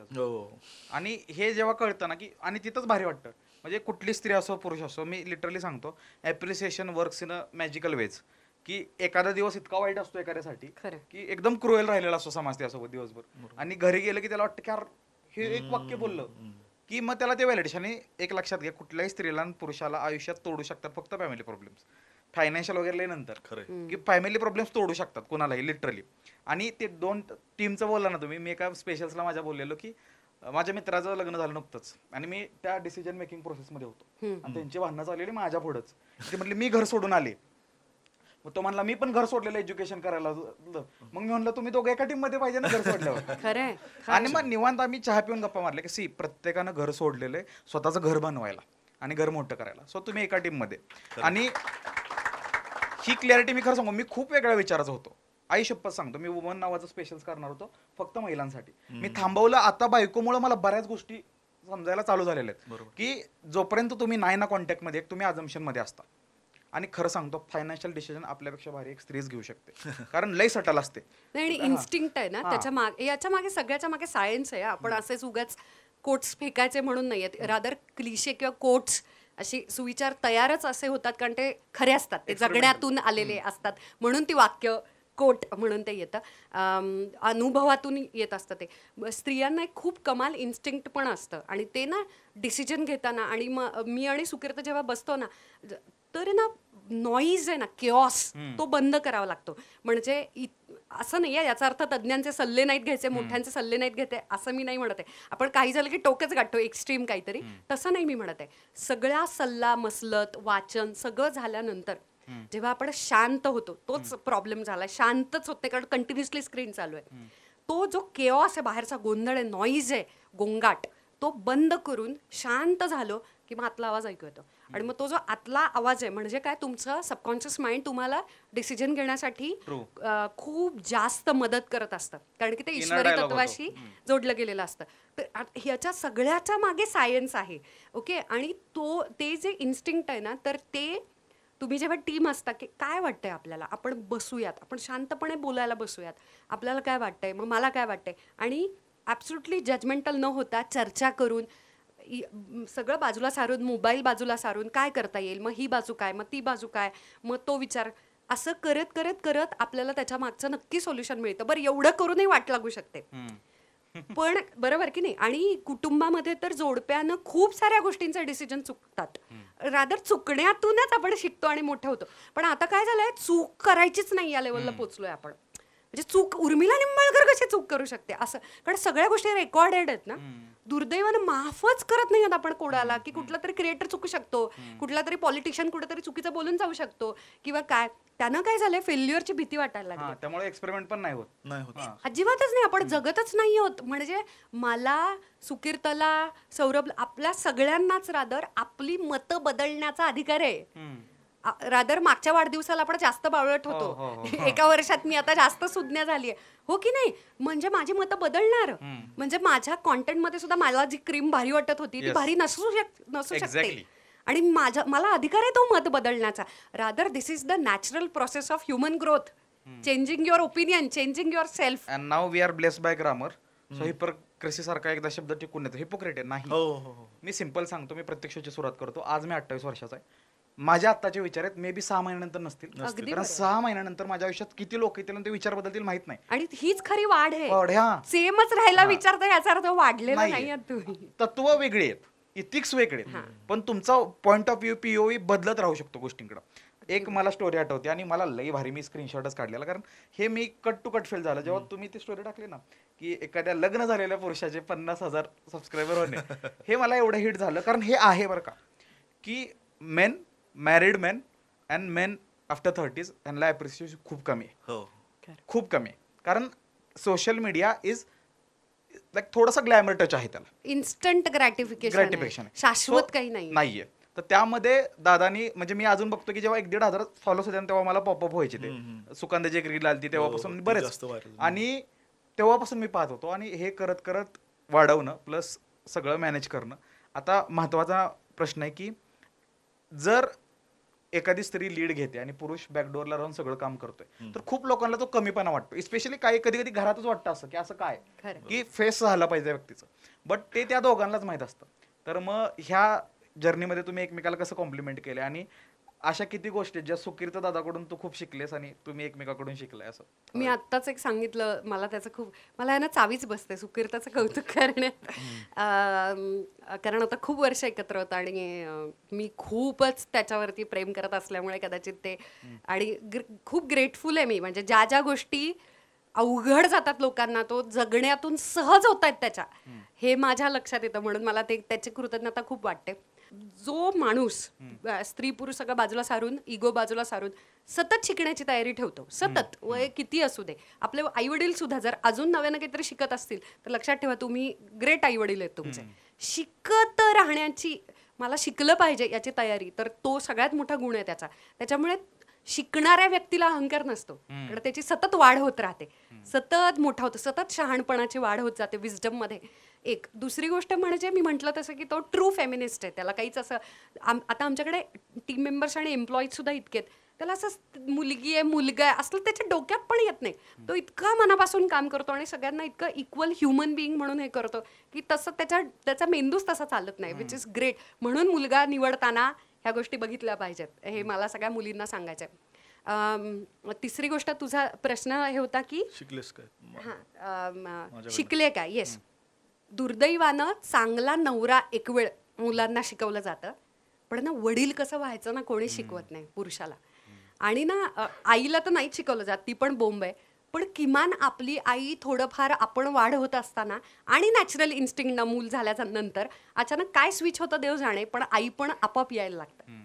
बरोबर की नाही? बाळाची कशी काळजी घ्यायची, कसं करायचं, कसं कशानं ते रडणार नाही, कशानं पोट भरेल, कशानं त्याची झोप होईल, आपली झोप होईल वगैरे वगैरे, हे जसं आपसूक आई शिकते, वडिलांना नाही कोणी शिकवत. आणि त्याच्यात पुरुषाचा काहीच दोष नाही, कारण हे शिकवणारेच कोणी नाहीये. बरोबर, कारण वडील बसून बघ आता तू बाप होणार आहेस ना, तू काय काय करायला पाहिजे असं कोणीच सांगत नाही ना. त्यामुळे ते विजडम कॅरी ऑन नाही होत, पुढच्या पिढ्यांना शिकवलंच जात नाही, आपल्याला शाळा कॉलेजमध्ये शिकवलं जात नाही उत्तम वडील कसं व्हायचं म्हणून. तर आहे ना त्याचा तो फाईट मारून की नाही मला सांगतो, मला नाही येते आता डायपर बदलता, पण मला बदलायचंय, मला तू सांग कसं करायचंय. त्यानं केलं, ते आता अप्रतिम जमतं. नाही तू झोप, मी त्याला झोपवणारच नाही, मी दमलोय पण आपण बाईक काढूयात, आपण बागेमध्ये नेऊयात, त्याला खेळून आणूयात, मी जाऊ का, तू कशाला सगळ्यात भाग घेते. किती काळ झालं तो ऍक्टिव्हिटी सेंटरला जातो खेळायला जस्ट, तर त्याला सोडायला जाणं, परत आणणं, ऍक्टिव्ह पेरेंट असणं खूप, कारण की त्याला याची कदर आहे की उर्मिला पण काम करते, उर्मिला पण घर सांभाळते, उर्मिला पण बाळाला सांभाळते, उर्मिला पण माझ्या आई वडिलांना, तिच्या आई वडिलांना, सगळ्या नाती सांभाळते. तर तिनं सगळ्या डिपार्टमेंटमध्ये कॉन्ट्रीब्युशन करायचं आणि मी मात्र पेरेंटिंगच्या डिपार्टमेंटमध्ये कॉन्ट्रीब्युशन नाही करायचं, कारण हे मला नाही जमत, किंवा ते बाळ जनरली आईचं शेपूटच असतं ना, तर त्यामुळे आमच्याकडे नॅचरली नाही येत, असं नाही तो करत, हात नाही वरती करत. त्याचं ॲक्टिव्ह पार्टिसिपेशन आहे, त्याची त्याला लाज वाटत नाही, तो शिकत राहतो आणि त्याला असंच कधी जेंडर वगैरे समोर येत नाही. त्यामुळे मी खूप, म्हणून आहे ना डेली लाईफ खूप बोरिंग असते माहितीये. पार्टनर निवडताना आहे ना लोक असं फक्त लुक्सच, मला इतकं वाईट वाटतं. ऑफकोर्स आम्ही दोघं क्यूट दिसत होतो, आपण फक्त 8 दिवस करतो, 365 बाकी सगळे दिवस आपण एकत्रच असतो आणि ते खूप कंटाळवाणं असतं आयुष्य, पण त्याच्यात एकत्र असेल तर गंमत असते. आणि उर्मिला म्हणले तसं की ऍक्च्युली ती जरा जास्तच सांगते, पण असं म्हणजे खरं तर मला कायम असं वाटतं की तुमच्या पार्टनरला तुम्ही मॅक्सिमम कम्फर्ट द्यायचा प्रयत्न करायचा. तुम्ही द्यायला लागलात ना कम्फर्ट, की तो सुद्धा द्यायला लागतो. तुम्ही तिथे आकडता हात घेतलात ना की नाही करू देत, मी जरा निवांत, माझे मित्र, माझे कट्टे किंवा माझ्या ह्या गोष्टी, तर मग ती व्यक्ती सुद्धा म्हणते की नाही हे तू करायलाच पाहिजेस. पण मी जर तिला जास्त कम्फर्ट दिला तर ती व्यक्ती पण आपल्याला जास्त कम्फर्ट देते. त्यामुळे तोच प्रयत्न माझा असतो. वडील काय मी नॅचरली नाहीये, पण मी प्रयत्न करतोय, कारण मी शेंडेफळ असल्यामुळे काय कधी कधी कसं असतं, ते वडील पण तुमच्यात असतं किंवा नसतं. बरेच माझा मोठा भाऊ त्याच्यात आहेच ते नॅचरली, पण मला कळलं की माझ्यात कमी आहे, त्यामुळे मला त्याच्यावरती प्रयत्न करावे लागणार, त्याच्यावरती मी प्रयत्न करतो. आणि दुसरी गोष्ट म्हणजे हे सतत म्हणलं जातं उर्मिलाला, म्हणजे मुली पण बऱ्याच ज्यांना क्रिएटर व्हायचं ते असं एक्सक्यूज पण देतात की तुला तुझा पार्टनर असा मिळाला की जो सपोर्ट करतो, त्यामुळे तू कंटेंट क्रिएटर होऊ शकली. मला नाही आहे माझा पार्टनर जो सपोर्ट करतो. मी सांगेन की सपोर्ट करण्यापेक्षा मी असं म्हणेन की मी खूप चांगला इन्व्हेस्टर होतो. मला माहिती होतं की कशात इन्व्हेस्ट करायला पाहिजे जिथे, तर त्यामुळे मला अजिबात माझं हे मोठेपण वाटत नाही. सपोर्ट मी ब्लाइंडली नाही केला. मला माहिती होतं आम्ही ज्या गोष्टी चुकत होत्या त्या मी तोंडावर सांगत होतो, त्याच्यात भांडणं होत होती, कारण मला ते ग्रो करायचं होतं. तर मी असाच आंधळेपणाने सपोर्ट नसता केला. म्हणजे अशा पण बरेच काही प्रॉजेक्ट्स ज्यात उर्मिला करणार होते आणि मी म्हटलं की नाही हे वर्क होणार, तिने पण मला सांगितलं स्पष्टपणे. तर तो आंधळा सपोर्ट नको होता आणि त्यात माझंच कुठं होतं की मला असं वाटत होतं की मी पण एका पॉईंटला नोकरी सोडून पूर्णपणे आपण आपलं ग्रो करू आणि तसंच झालं. ज्याचा विचार आम्ही 5 वर्षापूर्वी केला होता ते अस्तित्वात यायला 6 वर्ष लागली. बरोबर. पण त्यामुळे मी काही सपोर्ट नाही केला. त्यामुळे असं एक्सक्यूज कोणी देत असेल ना की मला सपोर्टिव्ह फॅमिली नाहीये किंवा पार्टनर नाही त्यामुळे मी करू शकत नाही, तर ते चुकीचं आहे. ज्याला करायचं असतं ना तो झगडून, म्हणजे एका एकांकिकेतलं खूप छान वाक्य होतं की जो कधीच कन्व्हिन्स होत नाही तोच कलाकार असतो. की त्याला किती समाज काय सांगतोय त्याला की तू नाहीयेस तरी तो प्रयत्न करत राहतो शेवटी, असं ते असतं शेवटी. तर ते आहे. आणि उर्मिलाच्या बाबतीत मी सांगेन की तिला माझ्या ॲबिलिटीजवरती माझ्यापेक्षा जास्त विश्वास होता. त्यामुळे कसं की आपल्याकडे कसं असतं, मी अकॅडमिकली चांगला नव्हतो आणि अकॅडमिकली चांगला नसतो की तू शून्यस असं आमच्या दोघांच्या बाबतीत दोघांच्या आमचे भाऊ लय brilliant त्यामुळे आहेत. माझा कॉन्फिडन्स प्रचंड कमी होता. मला असं वाटायचं की मी काहीच नाहीये कारण मी माझे मार्कच नाहीत मार्कशीटवरती. आणि ती मेंटॅलिटी खूप होती आणि ती काय अशी तुमची सडन चेंज होत नाही. तर हा विश्वास आहे ना की म्हणजे मला असं वाटायचं मी उर्मिलाला म्हणायचो की तू पण ये ना व्हिडिओमध्ये वर्क होईल. ती म्हणायची नाही तू एकटा पूल करू शकतोस. त्यामुळे मला डिस्कम्फर्टमध्ये ढकलणारी ती होती किंवा आम्ही दोघे एकमेकांना ढकलतो. मी बघितलंय इव्हन लग्नानंतर आहे ना भांडण होऊ नये म्हणून कॉन्फ्लिक्ट टाळतात लोक. हो. घर्षण होऊ देत नाही, भांडणाचं हेच नको, ठिणगीच नको म्हणून कन्फ्रंटेशन होत नाही. म्हणजे माझे कित्येक मित्रमैत्रिणी आहेत की ज्याच्यामध्ये ती खूपच हेल्थ खराब करते आता, ती काहीच बघत नाही आणि तिला सगळे हेल्थ इश्यूज, वेट गेन भयानक झालेले. पण तो म्हणतो तुम्ही सांगा ना तिला की तू जा डॉक्टरकडे वगैरे. तर आम्ही दोघे विचार करतो तू का नाही सांगू शकत, तू तर नवरा आहे ना तिचा. पण तो घाबरतोय तिला कारण ती अपसेट होईल. तर बरोबर नाही ना, समोरचा अपसेट होईल म्हणून त्याला त्याची ग्रोथ न सांगणं हे बरोबर नाही. सुकीर्तनं मला इतक्या वेळा झापलेलं आहे की तू खूप वेळा स्क्रीन बघतेस किंवा तू व्यायामच करत नाहीयेस उर्मिला. आणि कसं आहे याच्यामध्ये ना दोघांचे सगळ्यात छान हेच असतं की तुम्ही रिलेशनशिप आणि लग्नानंतर तुम्ही हे ओळखायचं की कोणाचा स्ट्रॉंग पॉईंट काय आहे आणि कोणाचा वीक पॉईंट काय आणि त्याच्या स्ट्रॉंग पॉईंट प्रमाणे त्याला ती रिस्पॉन्सिबिलिटी द्यायची आणि तिथे आपण रिसिव्हिंग एंडला असलं पाहिजे, तिथे आपण फॉलोअर असला पाहिजे त्या व्यक्तीचं. मला माहिती आहे की उर्मिलाचे स्ट्रॉंग पॉईंट काय आहेत. त्यामुळे जेव्हा आता नंतर चॅनल माझा मी नंतर चालू केला, मी कम्प्लीट तिला दाखवत होतो आणि यात कमीपणा काय, तिने जास्त झगडा केलाय, तिला माहिती आहे ना. त्यामुळे आता आम्ही ठरवलंय की याच्यामध्ये लास्ट डिसिजन तिचा असेल किंवा एखादी एक गोष्ट त्याच्यामध्ये लास्ट डिसिजन माझा असेल. जरी मला पटत नसेल तरी मी तिला म्हणतो की तू कन्व्हिन्स आहेस ना, मग ठीक आहे करूया. मला नाही पटत. त्याच्यामुळे ना मागच्या वर्षी आमचा सगळ्यात जास्त म्हणजे आमच्या संपूर्ण मैत्री, प्रेम आणि लग्न आणि मग नंतर आईबाप या सगळ्या काळामध्ये 2013ला आमचं लग्न झालं. त्याच्या आधी आम्ही 8 वर्ष एकमेकांना डेट करत होतो, रिलेशनशिपमध्ये होते, गर्लफ्रेंड बॉयफ्रेंड, आणि 1 वर्ष मैत्री होती. एवढ्या वर्षांचा आता आता ही रील एवढी शेअर होणार आहे. तू घरातले कन्व्हिन्स करू शकत नाही. 19 वर्ष. येस. तर ते ना 2023 मध्ये आमचं सगळ्यात जास्त आत्तापर्यंतची भांडणं झालीत मागच्या वर्षी. त्याची कारणं आम्ही शोधली. एक सगळ्यात महत्वाचं म्हणजे ना आपणही आपल्याला पूर्णपणे माहिती नसतो बरं का. शोधच आहे ना हा सगळा.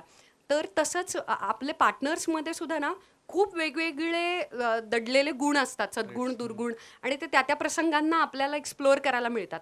तर माझं पर्सनली स्वतः सांगते की मला सुकीर्तबरोबर व्यवसाय कसा करावा हेच कळत नव्हतं.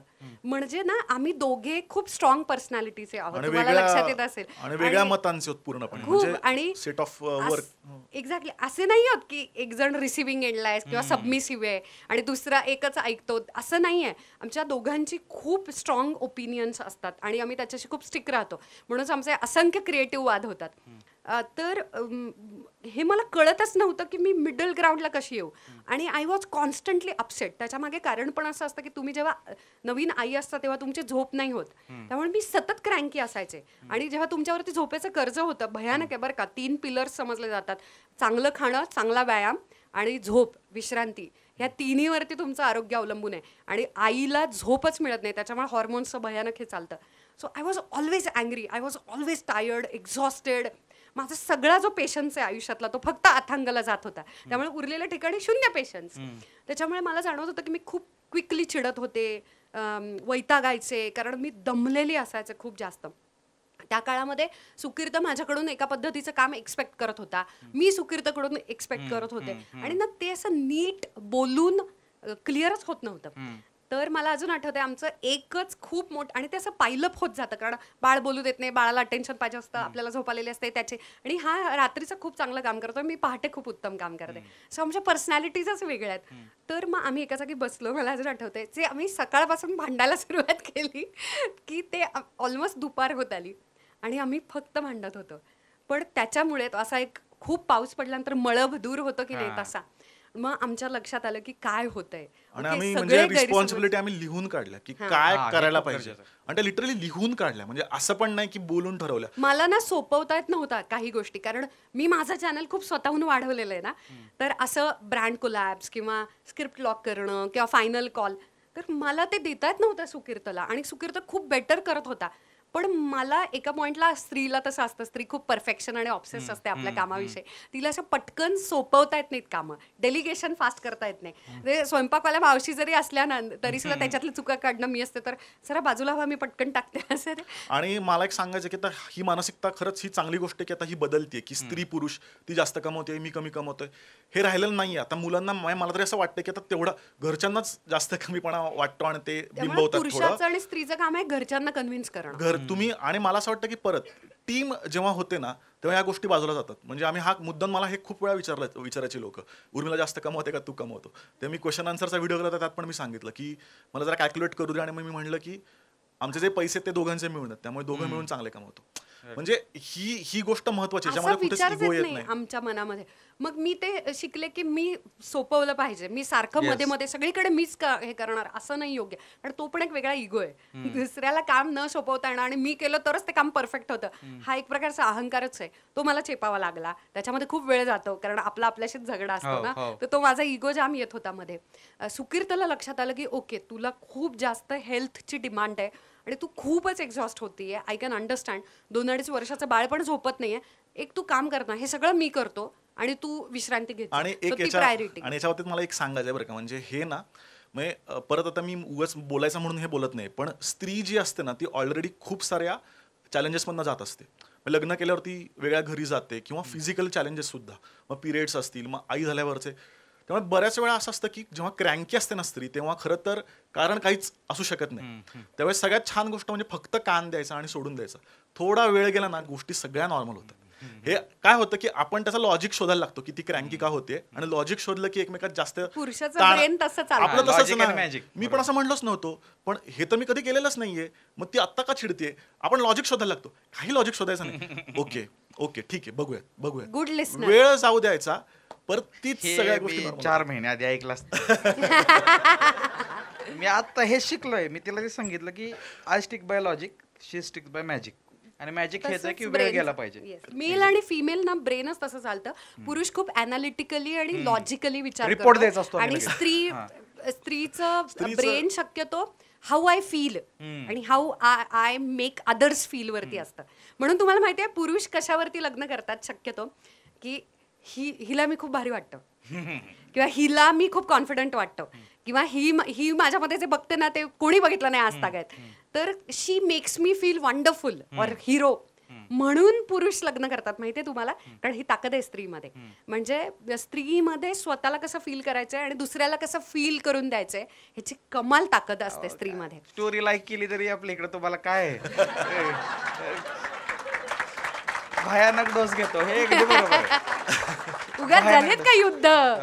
भयानक डोसेज आहे हे. आणि एक मला गोष्ट खूप आवडली, म्हणजे खूप रिलेट करतोय मी, आणि it shows that I am on right track. मी लग्न झालं ना, दुसऱ्या तिसऱ्या दिवशी तिला मी सांगितलं, बघ एकदम क्लिअरली बसून, तुला वाटेल हे आउट ऑफ नॉवेअर आहे, पण म्हणलं तू पण आहे ना पुढच्या काही दिवसात माझ्यासाठी काही स्पेशल वेगळं करू नको, आणि मी पण काढणार नाही. कारण एकदा असा वेळ येईल आयुष्य जिथून मी खूप बिझी असो आणि एखादी डेट मिस होईल किंवा ते होऊ शकणार नाही, तेव्हा असं वाटेल की तुझं माझं एकमेकावर प्रेम नाहीये. सो जेवढ्या आपल्या आवाक्यात आहे ना तेवढं स्पेशल फील करून देऊ आणि आवाका वाढवू.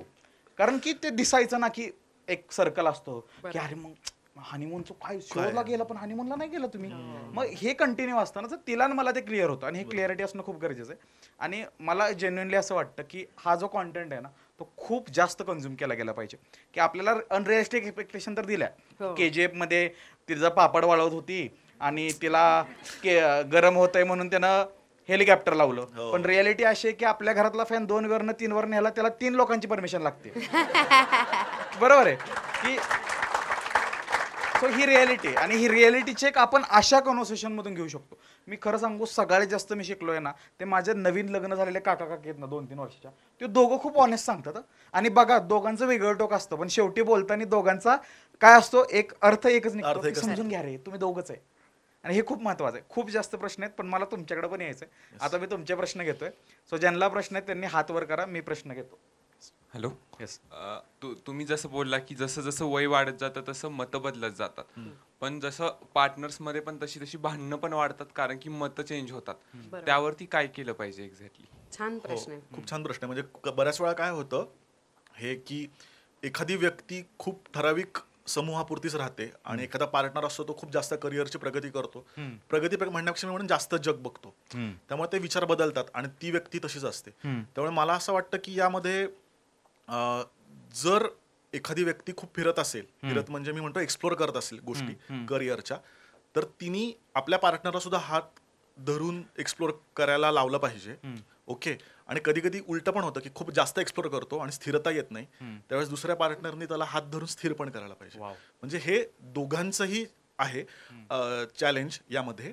आणि यामध्ये मी म्हटलं तसं की सेम पेजवर असणं गरजेचं आहे. मतं सेम असणं गरजेचं नाहीये, पण काय आपल्याला आयुष्यातनं काय मिळवायचं आपण म्हणतो कोर व्हॅल्यू म्हणतो ना आपण आयुष्याची, ती एक असणं गरजेची आहे असं मला वाटतं. नीतिमूल्यच बघितली जात नाहीत लग्न करताना. ती नीतिमूल्य जुळली पाहिजे. जनरली सगळं धर्म जात पासून सगळं बघितलं जातं, ते बघायलाही हरकत नाही. म्हणजे जीवनशैलीमध्ये खूप फरक नाही पडला की त्रास होत नाही फार. त्याच्यामुळे पूर्वीपासून धर्म आणि जात बघितले जायचे. म्हणजे सेम साधारण जीवनशैली राहील. आर्थिक, सामाजिक, हायजीन, स्वच्छता पण प्रत्येक ह्याच्याप्रमाणे वेगवेगळे सणवार साजरे करण्याची पद्धती, त्यामुळे खूप त्रास होत नाही दोन्ही कुटुंबांना.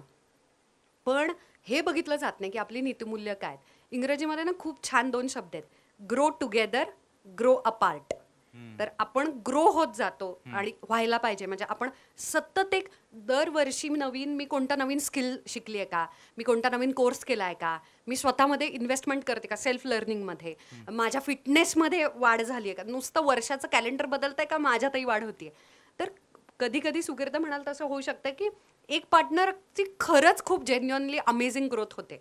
कारण की ती फिटनेसची जर्नी, संगत, वाचन, पुस्तकं, चांगले सिनेमे, चांगला कॉन्टेंट, चांगला क्रिएटर संगतीला लाभतो आणि मग सगळ्या गोष्टी. आणि दुसरा कदाचित नाही होणार, तर ती जबाबदारी आहे की स्त्रीचं पण होऊ शकतं घरात बसल्या बसल्या, किंवा पुरुषाचं पण होता बऱ्याचदा धरसोड केल्यामुळे, की स्त्री खूप ग्रो होते, अपडेटेड, नॉलेज, लीडर होते ती कंपनीमध्ये वगैरे, आणि पुरुष तिथेच राहतो. असं पण होऊ शकतं. म्हणजे त्याच्यात काही लिंगाचा संबंध नाहीये, दोन्हीमध्ये हे होऊ शकतं. तर दोघांनी स्वतःला अपडेटेड ठेवणं चांगल्या अर्थानं, फिटनेस, दिसणं, स्वच्छता, कौशल्य वेगवेगळी, म्हणजे स्वयंपाक कौशल्य, स्विमिंग कौशल्य, कम्युनिकेशन कौशल्य, स्वतःच्या करिअर फील्डमधली कौशल्य, कोर्सेस करणं, स्वतःला हे ठेवण्यानं ना माणूस लई इंटरेस्टिंग होत जातो.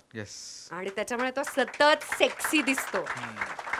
यंग आणि सेक्सी राहायचं असेल तर नॉलेज लक्षात, थोबाड उघडलं की कळतं की वय काय. वय असा आकडाच आहे ना, तो आकडा बदलतच जाणार आहे. तुमचं नॉलेज खरंय, तर ते तुम्हाला सेक्सी करतं. Yes. What you speak defines your age. खरं काही काही लोक बघा ना तरुण वयात खूप पोकते वाटतात, आमच्या भाषेत खूप प्राऊड वाटतं, कारण ते एक्सपिरियन्स ते झालेलं असतं. मला जेन्युअन असतं तर छान आहे. उगा आवडंबर असेल, आव आणलं की असं वाटतं बाबा घरी जातो. सो खरेपणा पाहिजे त्याच्यात. येस. अजून कोण आहे? मी गेल्या 3-4 वर्षापासून फॉलो करते तुला. तू वेगवेगळे विषय तुझ्या चॅनल मार्फत, यूट्यूब मार्फत तू घेत असते. त्याच्यात स्त्रियांच्या बाबतीतले तर तुझे खूप म्हणजे उघडपणे तू मांडत असतेस. तर तुला हे उघडपणे मांडत असताना बरेचदा तुला असे प्रश्न येत असतील किंवा तुला एक प्रेशर असेल किंवा प्रेशर नसेलही, की हे विषय तू कसे काय बोलू शकतेस उघडपणे. तर मला तर आवडतंच ते, कारण मी फॉलो करते. कारण बऱ्याचशा अशा स्त्रिया असतात की त्यांना कुठल्या बऱ्याचशा गोष्टींबद्दल माहिती नसते, आणि तू जे करतेस ना त्याच्यातनं खरंच खूप छान माहिती मिळते. कारण असं होत नाही की मला हे करायचं आहे पण मी हे कसं करू, लोक काय म्हणतील. तर तू हे विषय मांडते तर तुला एक तर त्याच्या आधी तुला खूप अभ्यास करायला लागत असेल, तर तू हे कसं काय मॅनेज करतेस सगळं. छान प्रश्न आहे, थँक्यू. मला असं वाटतं हेतू शुद्ध असला ना की तुम्हाला आतूनच एक सिक्युरिटी खूप येते, आणि त्याच्यामुळे तुम्ही खूप आत्मविश्वास खूप वाढतो की माझा हेतू छान आहे हा व्हिडिओ करताना. अगदी बरोबर. उदाहरणार्थ आता पालकांचं जे आता मी रिसेंट व्हिडिओ केला, मला असं झालं की मी माझ्यावरती पण असतं ना हे प्रेशर. मी विचार करते की मी मी चाइल्ड सायकोलॉजिस्ट नाही किंवा आता खूप सारे पॉडकास्ट आहेत की ज्याच्यामध्ये खूप मोठे मोठे थेरपिस्ट आणि सायकोलॉजिस्ट येऊन बोलतात, तर मी याच्यातलं काहीच नाही. तर मी पात्र आहे का असा व्हिडिओ करायला? ओके, त्यामुळे माझ्यावरती पण प्रेशर आहे, असं होऊच शकत नाही. उलट जेवढे आकडे वाढत जातात 11 लाख 12 लाख तेवढं प्रेशर प्रत्येक व्हिडिओ लिहिण्याच्या आधी माझी फाटते. मी हे मान्य करते आणि आय डोंट नो दुसऱ्याचं काय होतं, मी माझ्या बाबतीतलं सांगते. आणि माझ्यावरती ते प्रेशर असतं, but it's a good pressure to have, की आपण जे बोलतोय त्याला. तर म्हणून माझा व्हिडिओ करायला मला एवढा वेळ लागतो. मी फक्त आणि फक्त स्वतःच्या जगण्यातून येणारेच व्हिडिओ करते. म्हणजे मी वापरलेली क्रीम, मी लावलेलं तेल, मी अथांग बरोबर काहीतरी केलंय किंवा किचनमध्ये काहीतरी केलंय, वापरल्यात गोष्टी, इम्प्लिमेंट केल्यात आणि मग त्याचा फायदा झालाय की नाहीये, ओके, तरच मी त्याचा व्हिडिओ करते. त्यामुळे ती स्क्रिप्ट लिहायला प्रचंड वेळ जातो.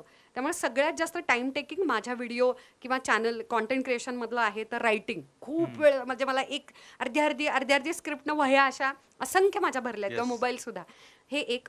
दुसरं, आता इनरवेअर असेल वगैरे, तर अशा पद्धतीचे व्हिडिओ करताना ट्रोलिंग पण होतं आणि अननेसेसरी जो टुकार क्राऊड आहे ज्यांना आयुष्यामध्ये खूपच वेळ आहे आणि दुसरीकडे तर व्हेरी ऑनेस्ट, ज्याला घरात फ्रस्ट्रेशन जास्त आहे तो इकडे काढतो. ऑफकोर्स त्याचं आपल्याशी काहीच हे नसतं. आणि जो कॉन्टेंट क्रिएटर ह्यांना हे माहिती असतं की आपल्या व्हिडिओशी विषयाशी आपल्याशी काही संबंध नाही, ती त्याची घाण आहे, फक्त ते तिथे टॉयलेटमध्ये करायच्या ऐवजी कमेंट बॉक्समध्ये केले, तर ते त्याच्यामुळे ते सोडून द्यायचं. देव त्याचं भलं करो म्हणायचं आणि सोडून द्यायचं.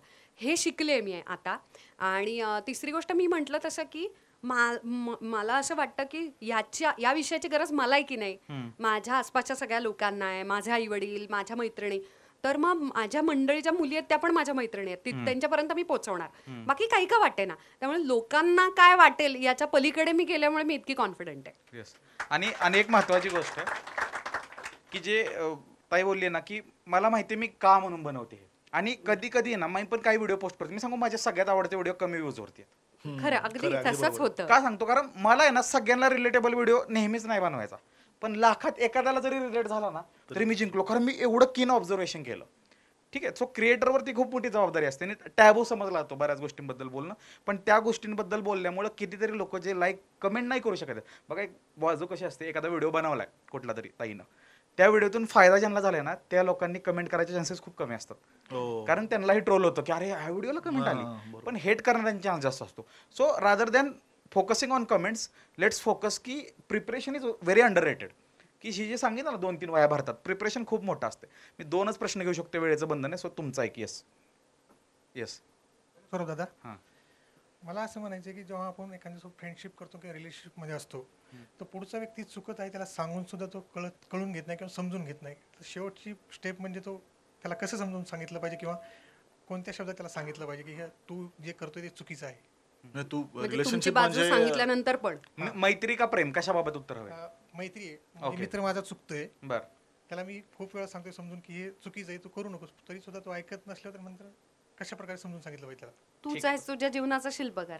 एका पॉइंट नंतर आपण काही नाही करू शकत. नाही, आणि हे सांगू का, हे पार्टनरच्या बाबतीत सुद्धा असतं. म्हणजे आता नवरा बायको जरी असतील किंवा गर्लफ्रेंड बॉयफ्रेंड, कसं असतं की तुम्ही एकत्र असता, पण कधी कधी एका पॉइंटला तो झगडा त्या व्यक्तीचाच असतो. तुम्ही कितीही सांगून की तू नको नाराज होऊ, तू करशील वगैरे, तो व्यक्ती जोपर्यंत त्याच्यावर मात करत नाही तोपर्यंत समोरचा काहीही करू शकत नाही. हे तर पार्टनरच्या बाबतीत, मित्र तर खूप दूरचं आहे. तुम्हाला आठवते का रे, आई बाबा काही गोष्टी खूप ओरडून सांगायचे, एक पिरियड आल्यावर सांगायचं बंद केलं आणि तेव्हा आपण शिकलो.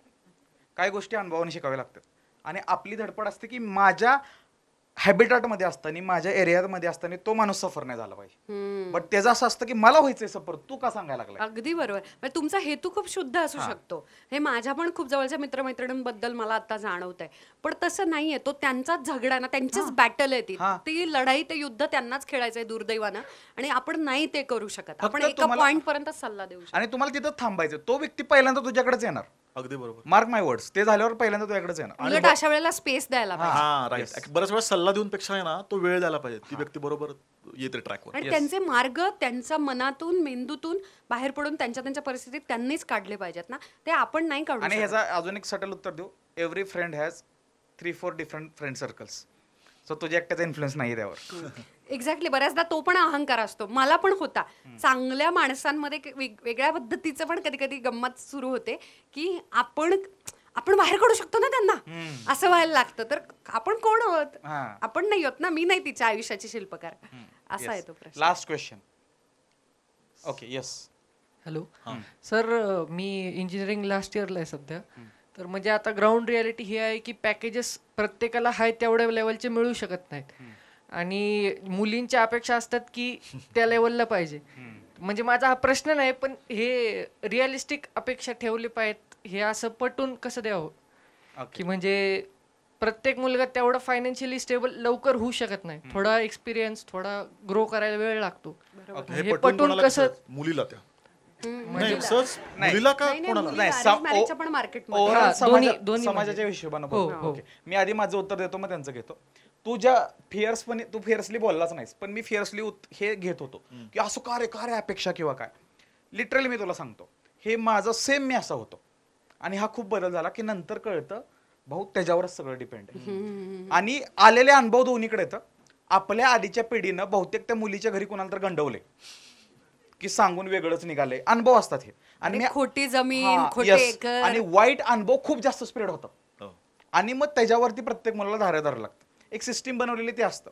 आता माझा एक किस्सा तुला सांगितला असेल की मला एक बायोडेटरला त्यात अपेक्षा लिहिली त्या की M.Pharm म्हणजे मास्टर्स, बॅचलर्स, सरकारी नोकरी, व्यवसाय, शेती, पुणे येथे घर, गावाकडे घर. मग मी त्या मुलीच्या वडिलांना कॉल केला आणि सांगितलं तुम्ही ऑब्लिक टाकाय विसरलाय का? तुम्ही कॉमा दिलाय. सरकारी नोकरी पण, व्यवसाय पण. आणि मी म्हणलं की वर्ण गोरा 6 फूट ह्यो पोरगा तुमच्या बरोबर लग्न का करेल? बायोडेटा का बनवल तो? सो हे कशामुळे तुला खरं सांगू, हिथं कम्युनिकेशन हेच उत्तर आहे. हिथं प्रणतीच्या माझ्यात पण बोलणं काय झालं की ही तुझा माझा निर्णय आहे, घरातल्यांना नाही सांगायचं. करेक्ट, बरोबर. एक तुला खरं सांगू मी, स्त्रीनं जर ठरवलं ना की बाबा तुझ्याबरोबर लग्न करायचे, की सगळ्यांना कन्व्हिन्स करू शकते. अगदी बरोबर. फक्त तुला तिला गॅरंटी द्यायची की पोटेन्शियल. आई वडिलांना बघ, तुझ्या आई वडिलांना पण कन्व्हिन्स करणं खूप हार्ड आहे, आणि तिच्या आई वडिलांना पण कन्व्हिन्स करणं हार्ड आहे, कारण त्यांच्याकडे वाईट अनुभवांचा खूप साच आहे. ते इलिमिनेट करणं तुला दरवेळी खूप हार्ड जातं. तुम्हाला काय सांग? नाही, मुळात मला असं वाटतं की याच्याकडे आपण पहिलं इमोशनली बघणं बंद करून द्यायचं. एक्झॅक्टली. ओके, म्हणजे हे खूप प्रॅक्टिकल गोष्ट आहे. साधा आपण किती म्हटलं नातं जरी असलं तरी जेव्हा या गोष्टी येतात तेव्हा आपण त्याच्याकडे प्रॅक्टिकली बघितलं पाहिजे True. की तिला ग्रोथ अपेक्षित आहे आपल्याकडनं, तिला पण आयुष्यभर आपल्या सोबत राहायचं आहे. तर काय होतं, इमोशनल गोष्टी इव्हन कंटेंट क्रिएशन मध्ये पण हेच होतं. इमोशनली त्याचं चालतंय, माझं त्याच्यापेक्षा बेटर आहे, इथे प्रॉब्लेम होतो. मला माझ्यात काय बेटर करता येईल आणि कशी ग्रोथ करता येईल याचा विचार करायला पाहिजे. आणि दुसरी गोष्ट जे म्हणलं सौरभ ते अगदी योग्य आहे, मुलीला त्या लेवलला कन्व्हिक्शन देण्याची जबाबदारी आपली. आणि या बाबतीत काय होतं, मुलांना असं वाटतं की समजून घ्यावं की असं नाहीये. जसं तुम्ही जॉब इंटरव्ह्यूला गेल्यावर पटवून सांगता की आय एम राईट कॅन्डिडेट, मी तुम्हाला परफेक्ट न्याय देऊ शकतो, तसं तुम्हाला मुलीलाही सांगता आलं पाहिजे तुझ्यासाठी योग्य मुलगा मीच आहे. तुझी जी प्रगती आहे पुढे किंवा आपलं छान जे नातं आहे, तुझ्या करिअरची ग्रोथ माझ्या, हे तुम्हीच तिला पटवून सांगितलं पाहिजे. तर इथे मग आपण काय विचार करतो की नाही जॉबला ठीक आहे, मुलीला नाही, तिने ते समजून घ्यावं, प्रेमाचं नातं आहे. नाही, हे बरोबर. इथेही तुम्ही प्रॅक्टिकलीच विचार करायला पाहिजे आणि तिला कन्व्हिन्स केलं पाहिजे. तिला कन्व्हिन्स केल्यावरती अख्ख्या जगाशी सुद्धा लढते. येस. ओके. सो मागचा 1.5 तास आपण गप्पा मारते, लय मजा आली, आणि माझे बरेच प्रश्न अजून बाकी आहेत. सो आय गॅरंटी मी तुमचा वेळ घेऊन सप्टेंबर महिन्याच्यात अजून एक मोठ्या ऑडिटोरियमला अजून एक पॉडकास्ट करणार. तेव्हा आपण आहे ना 1 तास तुम्हाला प्रश्न विचारायला देऊया, काहीतरी करू. कारण की मला ते दिसतंय की तुम्हाला प्रश्न पण घ्यायचे आहेत. अजून एक महत्वाची गोष्ट की एवढा वेळ तुम्ही शांतपणे ऐकलं, आणि मजा काय असते जेव्हा असे विषय असतात ना, तेव्हा मी काय बघत असतो की रमला गडी. मग आपण जिंकलो की आपण बोलताना तो त्या स्टोरी टेलिंग मधून तिथपर्यंत गेला. बरोबर. सो इथं विन सिच्युएशन आहे, आणि खरंच तुम्ही अशा कॉन्टेंटसाठी येताय आणि आम्हाला पाहताय त्याबद्दल तुमचे आभार, आणि वेळात वेळ काढून तुम्ही इथं आल्याबद्दल तुमचे आभार. सौरभ आणि तुझे आभार. आम्हाला लाईव्ह इंटरॅक्शनला कधी मजा येते, आणि आमचा म्हणजे दोघांचा एकत्रित लाईव्ह पॉडकास्ट हा प्रकार पहिल्यांदाच आम्ही केला. आणि मी म्हणलं तसं की जेव्हा मी सौरभचा व्हिडिओ बघायला लागलो तेव्हापासून मी फॅन झालो सौरभचा. म्हटलं अरे अशा पद्धतीने जो ऑडियन्स कॅप्चर करतो मी तर म्हणून बोलवलं, याबद्दल खरंच खूप खूप आभारी होता. आणि तुम्ही सर्वांनी आम्हाला अहेड ऑफ द टाइम जो कॉन्टेंट दिला, कारण बरंच क्राऊड माझं यंग आहे, आणि I believe in delivering content which is ahead of time. आता अनफॉलोचा गेम चालू राहील, पण तेव्हा आठवेल की काय बोललेलं, त्यासाठीचे हे व्हिडिओ आहेत. त्याबद्दल तुमच्या सगळ्यांचं खूप खूप धन्यवाद. जोरदार ट्राय. थँक्यू. थँक्यू.